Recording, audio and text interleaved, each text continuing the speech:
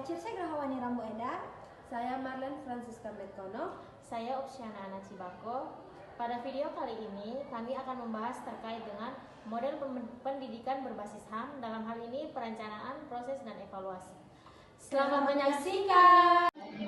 Baik, di sini saya akan menjelaskan bagian A, model pendidikan berbasis hak asasi manusia.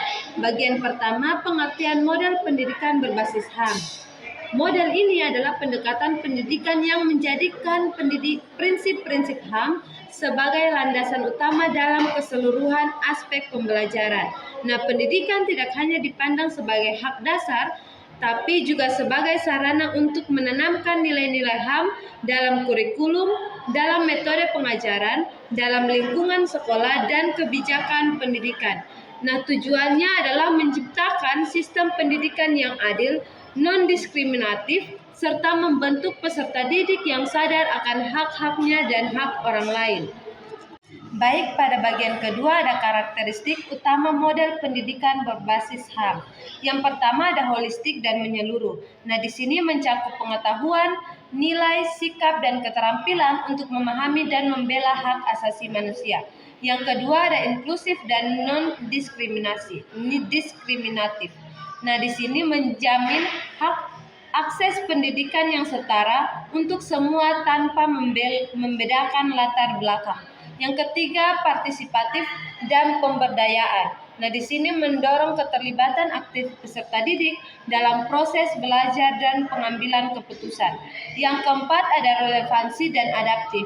Nah, di sini disesuaikan dengan konteks lokal peserta didik, namun tetap mengacu pada standar HAM universal. Dan yang kelima ada akuntabel dan transparan. Nah, di sini ada mekanisme yang jelas untuk memantau dan menangani pelanggaran HAM dalam dunia pendidikan.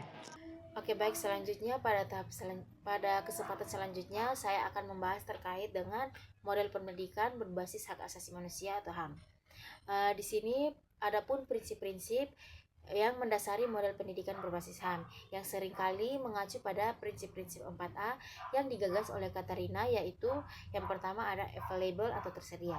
Pada tahap ini pendidikan harus tersedia untuk semua orang dengan fasilitas yang memadai dan guru yang kompeten. Lalu yang kedua ada accessible atau dapat diakses.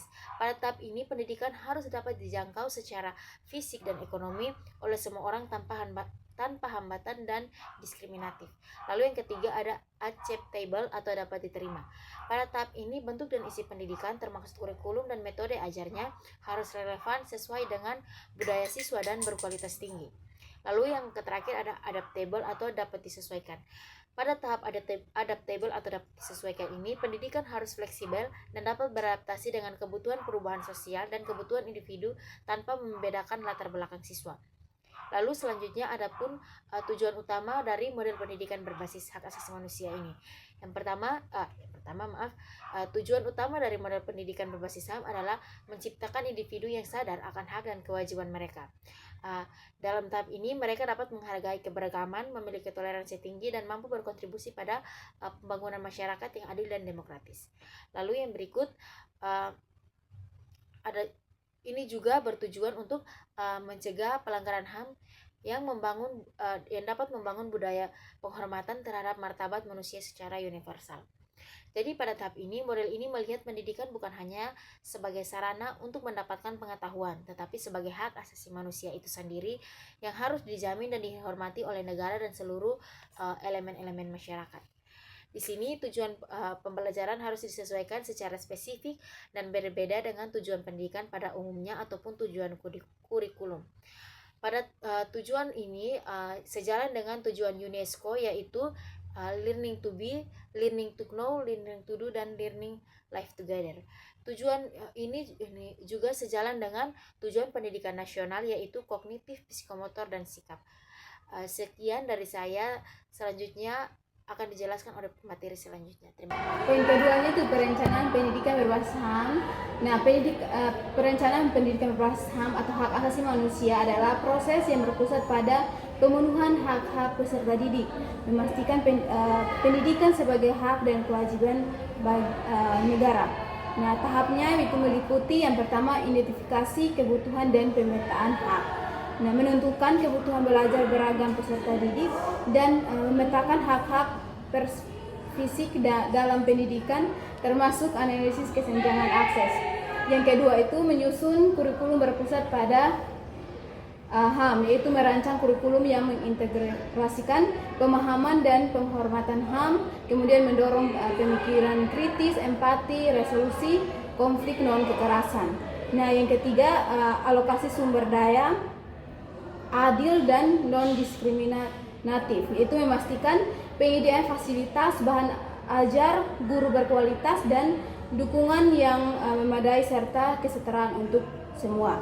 Nah, poin yang terakhir itu mengembangkan kebijakan dan regulasi mendukung, yaitu membuat kerangka kebijakan yang kuat untuk anti diskriminasi, perlindungan anak dan standar kualitas pendidikan berlandaskan HAM.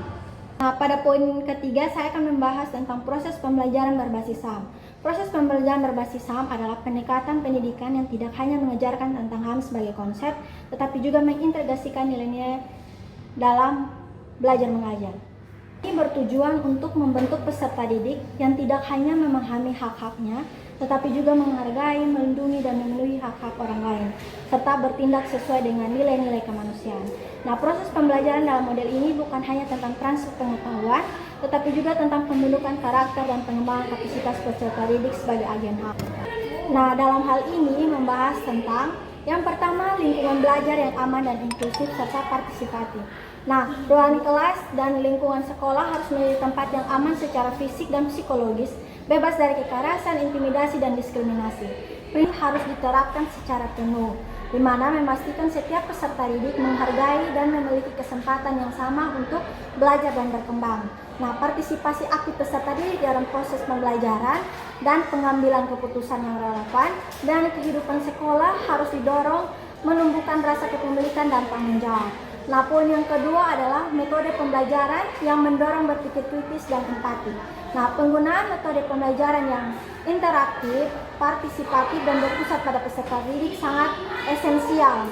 Ini meliputi diskusi, studi kasus, bermain peran, proyek kolaboratif, dan kegiatan yang mendorong peserta didik untuk menganalisis isu-isu HAM, mengembangkan perspektif yang beragam, dan merasakan empati terhadap pengalaman orang. Yang ketiga, peran guru sebagai contoh dan pembimbing HAM. Nah, di sini guru adalah kunci dalam implementasi pendidikan berbasis HAM. Mereka harus memiliki pemahaman yang kuat tentang HAM, mampu menerapkannya dalam praktik pengajaran, dan menjadi contoh perilaku yang menghormati HAM. Guru juga bertanggung jawab untuk menciptakan suasana kelas yang kondusif untuk eksplorasi mengenai isu-isu HAM, serta membimbing peserta didik dalam memahami hak dan tanggung jawab mereka. Yang keempat yaitu mekanisme perlindungan dan pengaduan. Nah, di sini harus ada mekanisme yang jelas dan dapat diakses bagi peserta didik untuk melaporkan pelanggaran HAM atau perlakuan tidak adil tanpa rasa takut akan pembalasan. Nah, mekanisme ini harus ditangani secara transparan dan akuntabel, memastikan bahwa setiap pengaduan ditindaklanjuti dengan serius. Sekian dari saya. Nah, yang berikut poin yang keempat, poin D, yaitu evaluasi pendidikan berbasis hak asasi manusia. Nah, evaluasi pendidikan berbasis HAM adalah proses sistematis untuk menilai sejauh mana prinsip dan nilai HAM telah diintegrasikan dalam sistem pendidikan, tidak hanya dalam aspek akademik, tetapi juga dalam lingkungan, metode, dan juga budaya sekolah. Nah, komponen evaluasi utama yang pertama yaitu evaluasi kualitas pembelajaran. Nah, di mana pada tahap ini menilai efektivitas kurikulum dan juga metode pengajaran dalam menumbuhkan pemahaman, penghargaan, dan juga keterampilan kritis terkait HAM. Lalu yang berikut yang kedua yaitu penilaian lingkungan sekolah dan juga budaya HAM. Nah, di mana mengukur apakah sekolah adalah tempat yang aman, inklusif, non-diskriminatif, dan juga mendukung partisipasi serta kebebasan berekspresi. Lalu yang ketiga yaitu akuntabilitas dan juga transparansi. Ini untuk memastikan semua pihak, yaitu pemerintah, guru, sekolah, dan juga orang tua, dapat bertanggung jawab terhadap pemenuhan hak pendidikan dan juga hasil evaluasi dapat diakses publik untuk mendorong perbaikan. Lalu yang keempat, indikator yang sensitif terhadap HAM, di mana menggunakan indikator yang mencakup aspek partisipasi, kesetaraan gender, inklusi, dan juga perlindungan dari kekerasan, bukan hanya hasil akademik. Lalu yang kelima, yaitu evaluasi berbasis partisipasi, di mana dapat melibatkan seluruh pemangku kepentingan termasuk peserta didik agar hasil evaluasi mencerminkan pengalaman dan juga kebutuhan nyata di lapangan. Sekian pemaparan materi dari kelompok kami, semoga bermanfaat. Terima kasih.